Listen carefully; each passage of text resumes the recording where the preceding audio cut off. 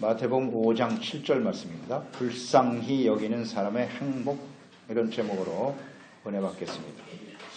독일의 잔혹한 아우슈비츠의 수용소의 생존자였던 유대인 A.L. 디무르라고 하는 사람이 있습니다.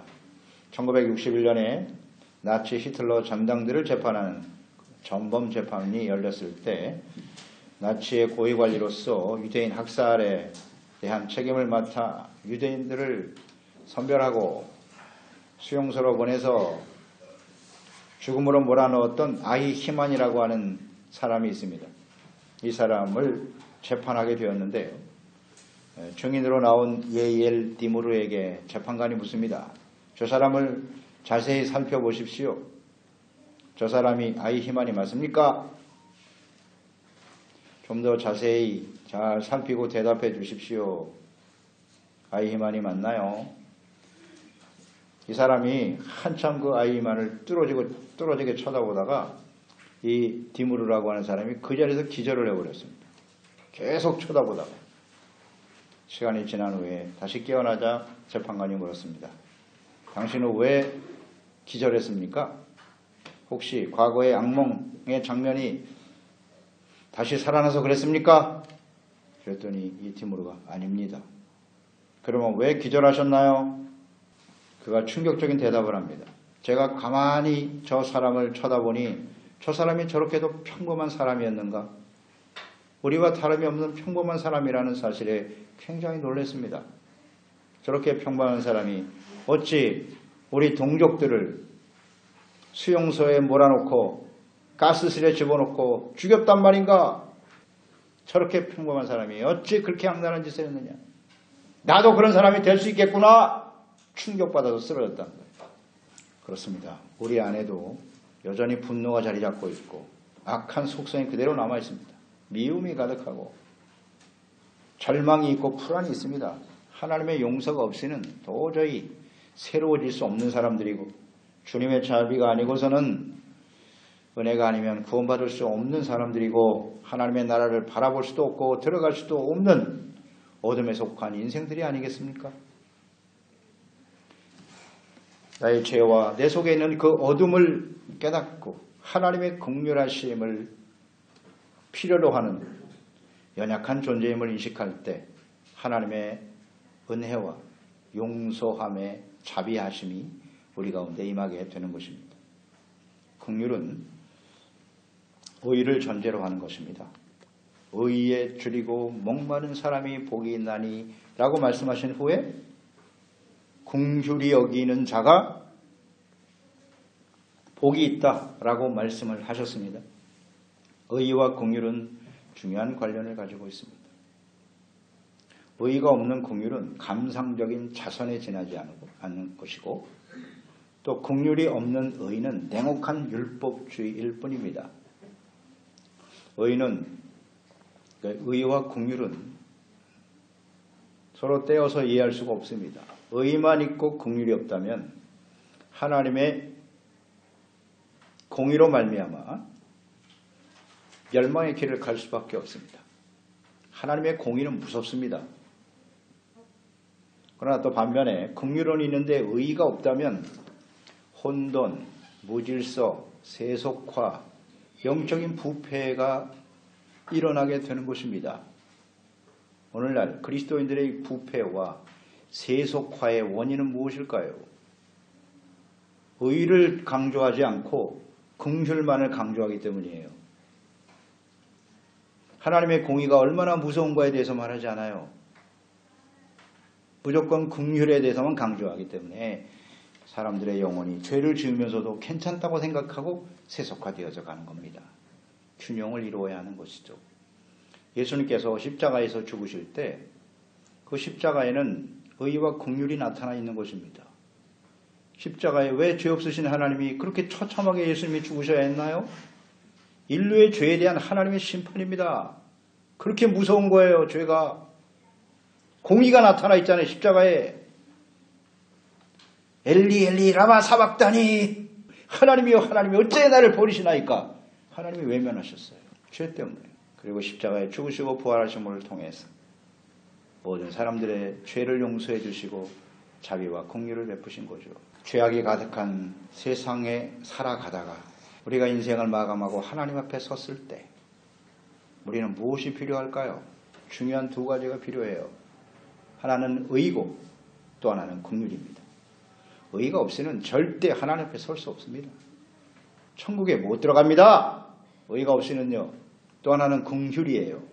의라고 하는 것은 예수님의 십자가의 대속의 은혜로 말미암아 그 앞에 우리의 죄를 깨닫고 회개하고 용서받은 의죠.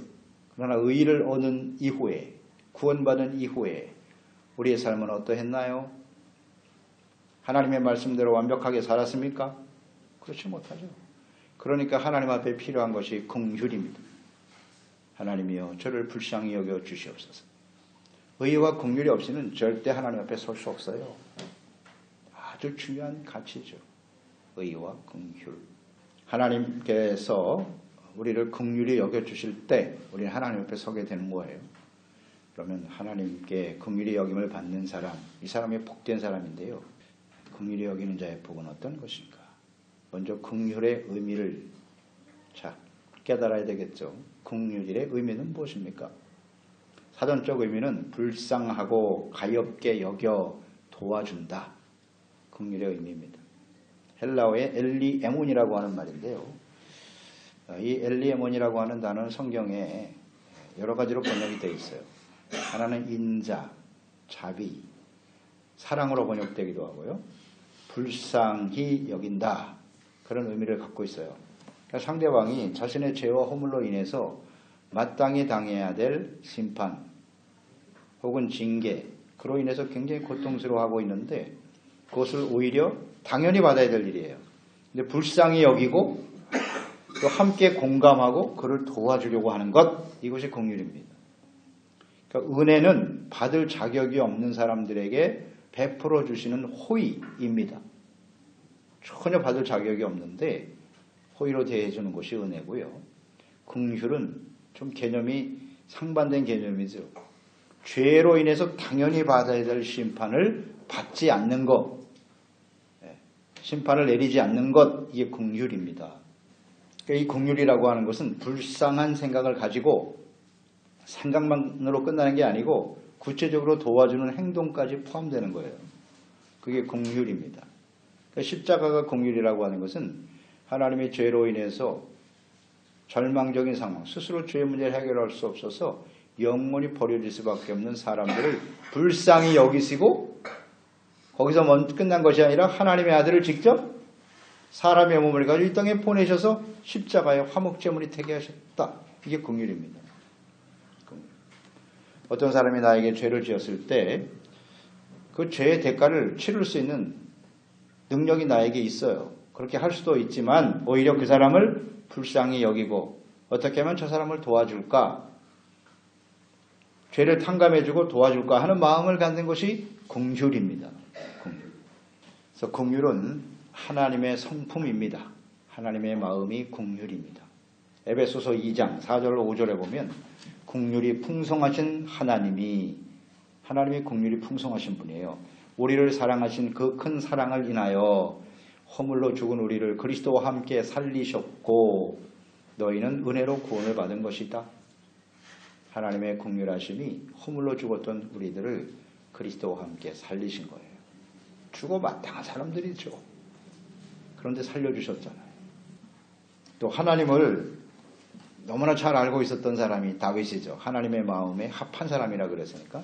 그 다윗의 기도 시편 86편 1절 이하에 보면 15절 16절에 나와 있네요. 그러나 주여 주는 긍휼히 여기시며 은혜를 베푸시며 노하기를 더디하시며 인자와 진실이 풍성하신 하나님이시오니 하나님을 정확하게 알고 있어요. 다윗은 내게로 돌이키사 내게 은혜를 베푸소서 주의 종에게 힘을 주시고 주의 여종의 아들을 구원하소서. 주는 긍휼히 여기시는 분이시고 은혜를 베푸시고 노하기를 더디하시는 분이다. 정확하게 이해하고 있죠. 그러니까 하나님의 긍휼을 아는 사람은 그 하나님 앞에서 진실한 마음으로 회개하고 돌이킬 수 있어요. 시편 145편 9절에도 나와 있습니다. 여호와께서는 모든 것을 선대하시며 그 지으신 모든 것에 긍휼을 베푸시는 도다. 모든 것에 선대하시고 모든 지으신 것에 긍휼. 하나님의 마음이 긍휼이에요. 하나님의 긍휼이 있기 때문에 이 세상이 아직도 이렇게 존재하는 겁니다. 노아의 시대를 생각해 보세요. 모든 생각이 약한 사람들 싹 쓸어버리셨죠. 폐역한 이 약한 세상을 보세요. 하나님과 그리스도를 조롱하고 인간이 얼마나 교만합니까? 교만의 바벨탑을 쌓고 하나님과 그리스도를 부인하고 하나님 없이도 인간의 힘으로 낙원을 만들고 세상을 아름답게 할 수 있다고요? 이게 싹 버려도 그만이에요. 그런데 아직도 살아있잖아요. 이게 긍휼입니다. 우리 개인도 마찬가지입니다. 구원받은 이후에 어떻게 구원받았는데 우리가 하나님의 아들을 십자가에 못 박기까지 엄청난 대가를 지불하시고 우리를 구원하셨는데 죄에 대한 개념 자체도 없어요. 뭐가 죄인지도 몰라. 끊임없이 인간의 욕심으로 여전히 자기를 위하여 자기 만족을 위하여 불의와 타협하고 악을 행하면서도 전혀 돌이킬 수 없는 그렇게 살아온 우리들을 아직도 하나님이 살려주시고 하나님 앞에 나와서 예배드리고 돌이킬 수 있는 기회를 주시잖아요. 이게 긍휼이죠. 긍휼. 하나님의 긍휼입니다. 그래서 이 하나님의 긍휼이 가장 잘 나타나 있는 것이 십자가입니다. 십자가. 자신의 몸을 십자가에 내어주시기까지. 그리고 자기를 십자가에 못 박는 예수님을 십자가에 못 박는 사람들을 향해서 예수께서 기도하셨던 내용 누가복음 23장 34절이잖아요. 이에 예수께서 이르시되 아버지 저들을 사하여 주옵소서. 자기들이 하는 것을 알지 못함이니이다. 용서해달라고. 저들이 무슨 짓을 하는지 모르니까 불쌍히 여겨달라고 기도하잖아요. 예수님의 십자가죠. 또 하나 이 긍휼은 하나님의 성품이기도 하고 예수님의 성품이기도 합니다만 예수 그리스도의 십자가의 긍휼로 말미암아 죄사함 받고 구원받은 그리스도인들에게도 동일하게 나타나는 성품입니다. 예수님의 긍휼로 죄사함 받고 구원받은 사람들이 마땅히 나타내야 할 성품, 긍휼. 우리가 예수를 믿기 전의 상태는 로마서 1장 31절이죠. 우매한 자요, 배약하는 자요, 무정한 자요, 무자비한 자였다고 말씀하고 있어요. 그런 사람이었어요. 그러나 주님의 긍휼하심으로 구원받은 이후에 우리의 모습은 골로새 3장 12절에 그러므로 너희는 하나님이 택하사 거룩하고 사랑받는 자처럼 긍휼과 자비와 겸손과 온유와 오래 참음을 옷 입고 새 옷을 입혀주셨대요. 그 새 옷이 바로 긍휼, 겸손, 온유 이런 모습으로 바뀌었다는 거예요. 이전에는 무자비하고 몰인정한 인생들이었는데 이렇게 바뀌었다고 말씀하지 않습니까? 그럼 예수님이니까 그런 기도를 하실 수 있었겠지. 예수님만 그런가요? 초대교회 최초의 순교자였던 스데반 집사는 어떻습니까? 사도도 아니에요.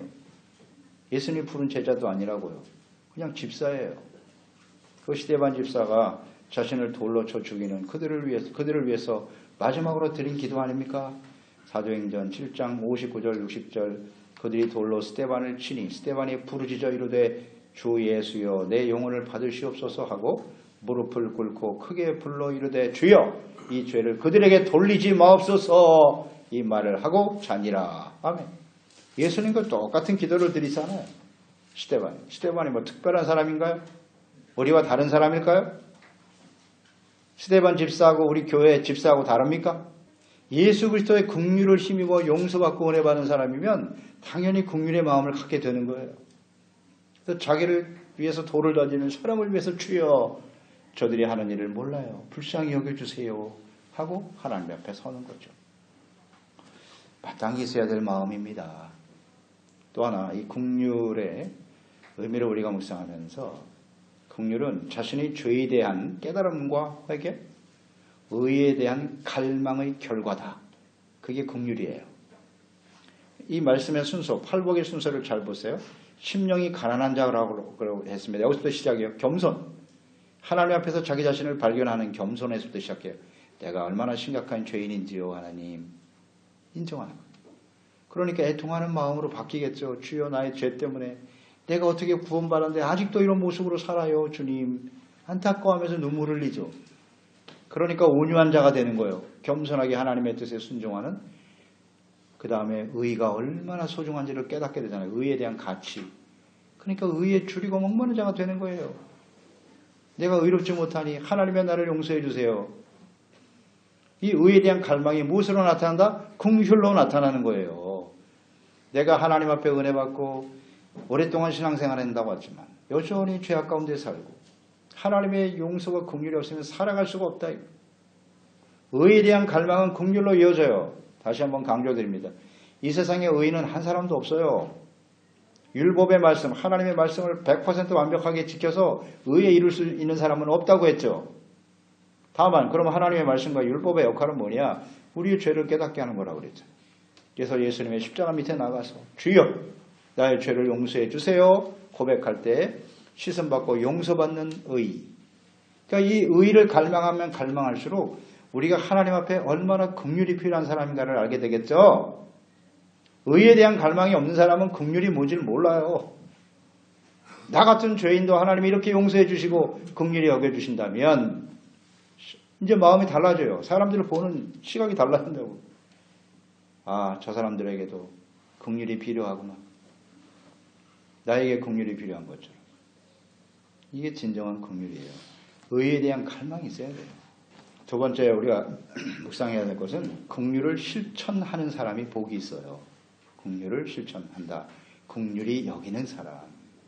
긍휼의 개념을 제대로 이해하고 있어야 긍휼을 실천하게 되겠죠. 오늘 5장 7절 말씀을 잘 보세요. 예수께서 긍휼히 여김을 받은 사람이 복이 있다라고 하셨나요? 이 순서가 바뀌면 안 돼요. 긍휼히 여기는 사람이 복이 있다. 내가 긍휼히 여김을 받은 자가 복이 아니라 내가 긍휼을 실천하는 사람이 복이 있다는 거예요. 그럴 때 긍휼히 여김을 받게 된다. 이 순서가 바뀌면 안 돼요. 주님이 말씀하신 의도를 잘 알아야 됩니다. 우리가 먼저 사람들에게 긍휼을 실천해야 해요. 주기도문 우리가 매일같이 외잖아요. 주기도문 마태복음 6장 9절 이하에서 우리가 다시 보게 되는데요. 하나님이 이렇게 기도하라. 그 기도의 내용 중에 용서에 대한 기도를 말씀하셨죠. 뭐라고 말씀하셨나요? 우리가 우리에게 죄 지은 자를 사하여 준 것 같이 우리가 먼저 해요. 우리의 죄를 사하여 주옵시고 순서. 내가 먼저 용서해 줘야 돼요. 그럴 때 하나님이 나를 용서해 주십니다. 아멘. 우리가 먼저 긍휼을 베풀어야 돼요. 그런 사람이 복이 있다고요. 근데 이게 잘 안 되죠. 주님이 이렇게 기도하라고 말씀하신 이유는 이게 잘 안 되기 때문에. 안 되니까 하나님께 기도하고 구하라는 겁니다. 쉽지 않죠, 이거. 끊임없이 나에게 상처 주고 고통 주는 사람 용서하는 것이 쉽지 않아요. 우리가 먼저 이웃을 불쌍히 여기고 죄를 용서해 줄 때 우리의 죄도 용서받게 되는 겁니다. 자, 그러면 긍휼을 실천해야 될 대상은 누구일까요? 우리가 먼저 긍휼히 여기라고 하셨으니까요. 긍휼히 여겨야 될 대상은 누구냐? 첫째는 연약한 사람들이에요. 힘이 없는 사람들. 그러니까 예수님께서 보세요. 예수님이 만난 사람들, 병든 사람들 만났고요. 세상에서 버림받고 천대받는 사람들 만났어요. 죄인들이죠, 죄인들. 그리고 귀신 들린 사람도 만나셨고요. 그들을 대할 때 주님께서는 언제나 불쌍히 여기셨어요. 불쌍한 마음으로 그들을 만났고, 그러니까 영적으로나 육적으로나 약한 사람들, 뭔가 도움이 필요한 사람들, 그런 사람들을 긍휼히 여기셨다는 거예요. 그러니까 사람은 다양한 모습을 가지고 살아가죠. 함께 살아가는데요. 다양한 모습을 가진 사람들과. 근데 보통 이렇게 뭐 한 세 가지로 요약을 할 수 있겠죠. 나보다 좀 나은 사람이 있어요. 나보다 좀 높은 사람, 어른일 수도 있고, 뭐 여러 가지 면에서 나보다 좀 높은 사람이 있잖아요. 상사가 있으면, 사장이 있으면 직원이 있는 거고, 그 관계가 있잖아요, 항상. 나보다 나은 사람에 대해서는 어떤 태도를 가져야 돼요? 대체적으로 존경하는 마음을 가져야 돼요. 선생님, 부모님, 나는 자식이다. 존경하는 마음을 가져야 되죠. 그 다음에 나와 비슷한 동료라든지 비슷한 수준에 있는 사람들이 있겠죠. 그런 사람들에게 우리가 가져야 될 생각은 형제 우애입니다. 친절하고 좀 이렇게 우정, 친구들과 정을 나누고 형제들이라면 형제 우애를 가지고 살아가야 하죠. 또 나보다 좀 못한 사람이 있겠죠. 좀 불행한 사람, 약한 사람, 이런 사람에게 우리가 가져야 될 마음은 뭘까요? 그게 바로 긍휼이에요. 긍휼. 불쌍히 여겨야죠. 근데 사람들은 어때요? 나보다 힘이 없고 연약한 사람들은 억압하고 짓밟고 무시하고 멸시하고. 나보다 힘 있는 사람한테는 어때요? 아주 비굴해지죠. 아첨아. 이 잘못된 생각을 갖고 산다고요. 어려운 사람은 긍휼히 여겨야죠. 불쌍히 여겨야죠. 당연히. 뉴욕에 가면 케네디 공항이 있는데 케네디만 있는 게 아니라 라과디아라고 하는 공항이 있어요. 라과디아라고 하는 공항이 있어요. 이 공항이 생겨지게 된 배경을 보면 구아디아라고 하는 판사가 있었어요. 구아디아인 걸 보면 이 사람이 히스패닉인 것 같아요. 이름이. 그래서 그 사람 이름을 따서 라과디아라는 공항이 있는데요. 이 구아디아라고 하는 이 판사가 하루는 배가 고파서 빵을 훔친 사람을 재판하게 돼요. 재판하는데 물었습니다. 왜 빵을 훔쳤어요? 제가 너무 배가 고파서요. 그래서 빵을 훔쳤습니다. 그래서 그 과리아 판사가 이건 법을 어겼기 때문에 벌금을 내셔야 됩니다. 그래야 용서를 해줄 수가 있어요. 그럼 저는 돈도 가진 게 없습니다. 용서해 주세요. 예, 알겠습니다. 그러면 10%를 내셔야 되는데 벌금을 내셔야 자유로울 수가 있는데 돈이 없다고 하시니까 내가 10%를 내겠습니다. 그러면서 거기 재판장에 있는 사람들에게 말했습니다. 여기 있는 이 사람이 돈이 없어서 빵을 훔칠 수밖에 없었다고 하는데 저렇게 길거리에서 먹을 것이 없어 방황하는 사람을 외면한 죄가 나에게 있습니다. 그래서 제가 10%를 먼저 내겠습니다. 여러분들도 혹시 나와 같은 생각을 가지고 계시다면 이 일에 동참해 주시겠습니까? 그랬더니 거기 방청석에 모두 다 자기가 가지고 있는 것들을 아낌없이 내어 주었어요. 그래서 20불 벌금을 내고 그 다음에 남은 돈을 가지고 가서 다시는 그런 짓 하지 마세요. 이렇게 판결을 항상 했다는 거예요. 그래서 이 과디아 판사의 별명이 뭐냐? 긍휼 판사였다고 그래요. mercy. 긍휼을 베푸는 판사다. 그래서 나중에 이 사람이 뉴욕시장을 3번이나 역임해요. 3번이나. 그래서 그 사람의 이름을 따서 라과디아라고 하는 공항이 생겨졌다고 해요. 저는 긍휼히 여기는 사람, 이렇게 힘이 없는 사람, 연약한 사람을 멸시하고 무시하는 게 아니라 불쌍히 여기고 도와줄 수 있는 이 마음이 긍휼입니다. 연약한 사람은 도와야 돼요. 두 번째는요, 우리를 핍박하고 괴롭히는 사람이죠. 박해하고 상처 주고 원수 같은 사람들이에요. 우리 인생에 정말 만나고 싶지 않은 사람들이죠. 그런 사람들을 사랑해야 된다라고 말씀하셨네요. 로마서 12장 20절에 보면 내 원수가 줄이거든 먹이고 목마르거든 마시게 하라. 그리함으로 네가 숯불을 그 머리에 쌓아 놓으리라. 로마서 잘 아시죠? 로마서 1장에서 11장까지는 믿음으로 말미암아 의롭다함을 얻는 거예요. 은혜로 이신칭의. 그러면 믿음으로 의롭다함을 얻은 사람은 어떻게 살아야 되는데 그게 로마서 12장에서 16장까지죠. 그 12장 20절에 내 원수가 너의 원, 거기서 너는 누굽니까? 믿음으로 말미암아 의롭다함을 얻은 사람, 은혜로 구원받은 사람. 너희 그리스도인들은 내 원수가 줄이거든 먹여라, 목마르거든 마시게 하라. 이게 주님의 뜻이에요. 불쌍히 여기라는 겁니다. 또 이제 우리가 마태복음 5장 이후에 계속 보게 될 텐데요. 뺨을 때리는 사람, 내 흐름뺨 때문에 왼편 돌려대고 겉옷을 달라고 하면 속까지 주고 억지로 오리 가자면 심리까지 가둬라.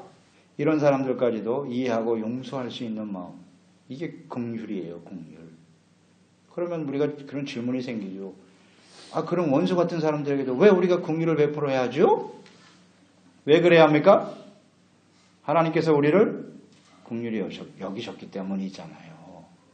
우리가 하나님 앞에 뭐 구원받을 만한 자격이 있어서 구원받았습니까? 하나님의 긍휼이 있었기 때문에 우리가 죄사함 받고 용서받았잖아요. 영생도 얻었고 하나님의 자녀가 되었으니 마땅히 긍휼을 실천해야죠. 그래서 로마서 12장 21절로 이어지죠. 악에게 지지 말고 선으로 악을 이기라고. 악을 악으로 갚는 것은 긍휼히 여기는 자가 아니에요.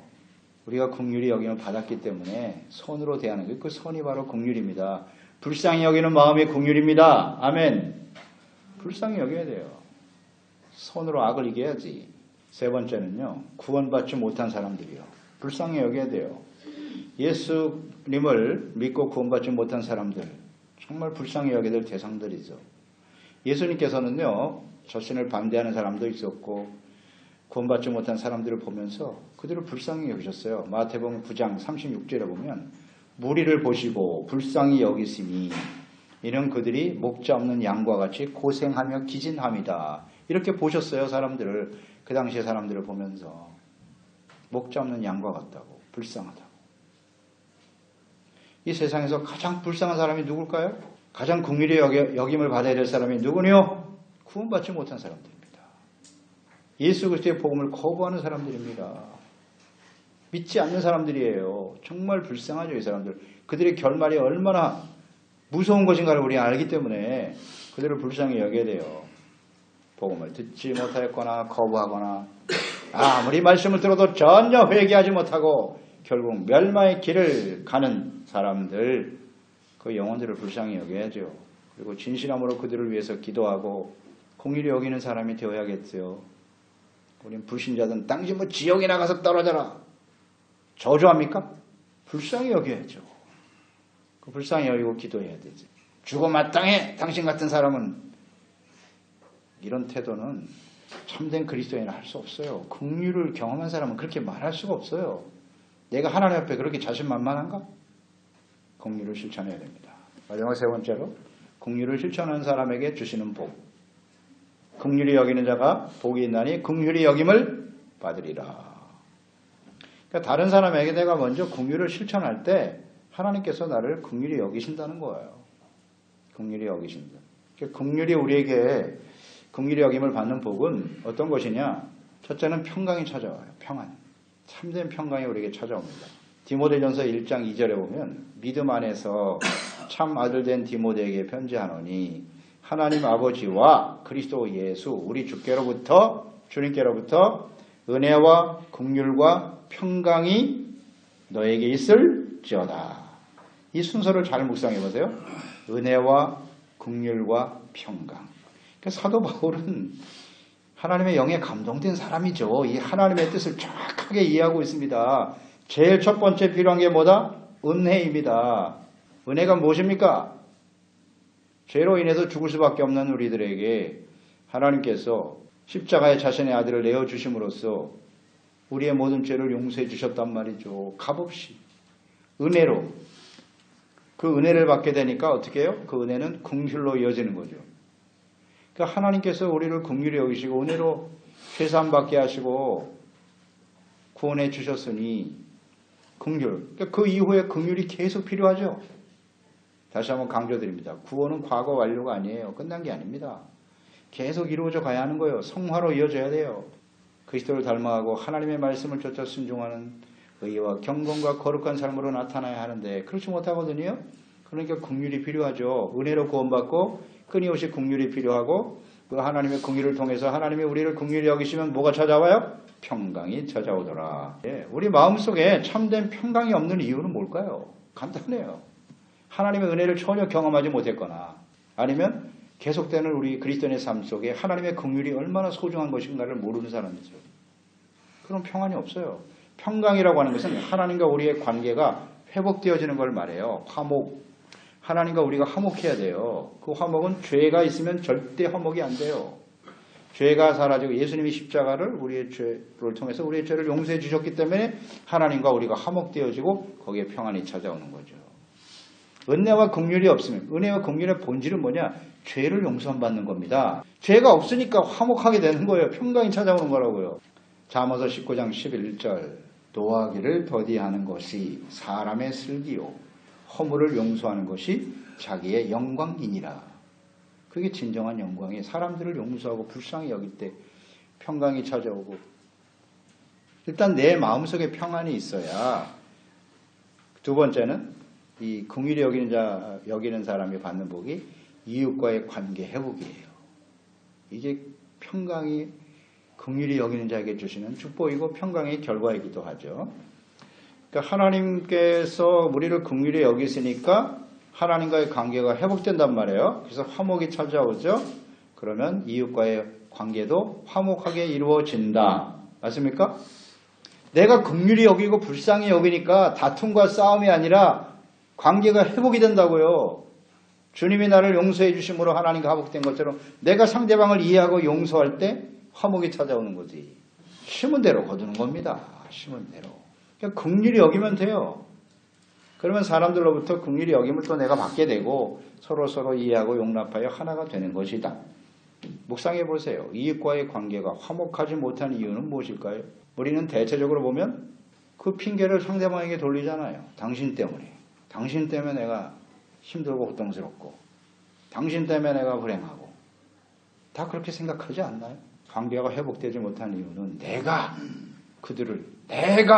그들을 긍휼히 여기지 못하기 때문이다. 서로를 긍휼히 여겨보세요. 그러면 평강이 찾아와요. 긍휼이 없으면 인생은 불행해지는 겁니다. 불행해지는 거예요. 긍휼히 여기는 복이 얼마나 소중한데요.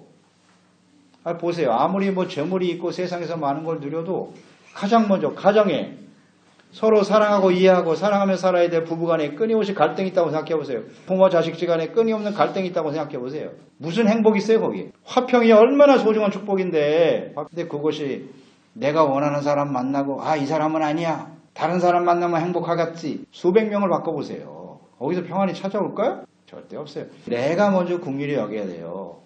긍휼히 여기는 자가 복을 받는 거예요. 자기 자신에게 평강이 찾아온다. 이웃과의 관계, 가장 소중한 이웃은 가족들이죠. 또 교회 안에 지체들이고요. 사랑 관계에서 평안이 찾아온다. 그 다음 세 번째겠죠. 하나님 앞에서 긍휼히 여김을 받게 된다. 할렐루야.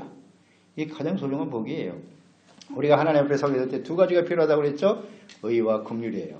의는 은혜로 받아요. 예수님의 십자가의 구속의 은혜로 받는 것이고 그 이후에 살아온 우리의 삶이 하나님 앞에 심판을 받겠죠. 내가 구원을 받았는데 그 이후에 어떻게 살았니? 속일 수가 없을 거 아니에요. 하나님 앞에. 그러면 그 앞에서 우리가 필요한 게 뭐냐? 긍휼밖에 없습니다. 하나님이 긍휼히 여기시지 않으면 우리는 하나님 앞에 설 수가 없어요. 야고보서 2장 13절 긍휼을 행하지 아니하는 자에게는 긍휼 없는 심판이 있으리라. 긍휼은 심판을 이기고 자랑하느니라. 아멘. 우리가 긍휼을 행하지 않으면 긍휼이 없는 심판을 받게 돼요. 그럼 어떻게 하나님 앞에 서겠습니까? 두려운 일이죠. 그러니까 이 땅에서 우리가 긍휼을 실천을 해야만 하나님께서 우리 하나님 앞에 섰을 때 우리를 긍휼히 여기사 하나님 앞에 서게 하신다. 이게 바로 긍휼히 여기는 자가 받는 복이에요. 이게 진짜 복이에요. 많은 것을 가져야 복입니까? 이 긍휼히 여기는 자의 복을 이 땅에 사는 동안 누리시고 하나님 앞에 영광스러운 모습으로 설 수 있는 종들이 되시기를 축원합니다. 기도하겠습니다. 마태복음 5장 7절 말씀입니다.